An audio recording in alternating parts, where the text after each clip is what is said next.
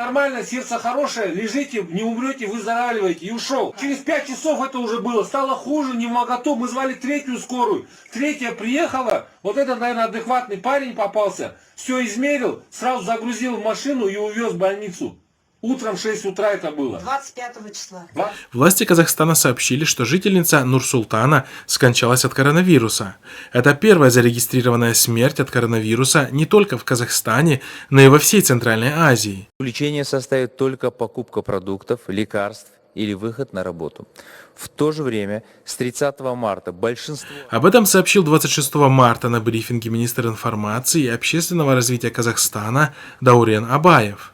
Согласно официальным данным, в Казахстане выявлено 111 случаев заражения коронавирусом, в Узбекистане 65, в Кыргызстане 44.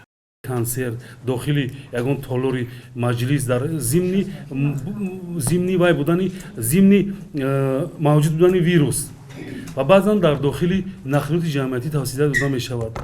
Мутаассифона имрӯз забани мардум ба монанди маводи хӯрока ба таҳлука афтода ҳар гуна. В свою очередь, власти Таджикистана и Туркменистана утверждают, что в этих странах не зафиксировано ни одного случая заражения коронавирусом.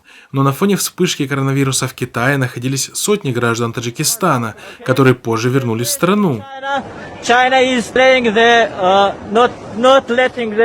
Однако правительство Таджикистана по сей день заявляет, что в стране заболевших не зафиксировано, что является крайне подозрительным. The COVID-19 Solidarity Fund has now received donations of more than 108. Между тем, 26 марта общее число зараженных коронавирусом в мире впервые перевалило за 500 тысяч и составило 500 542 человека. Число погибших от этого вируса уже составляет 22 334 человека. 121 214 больных смогли вылечиться.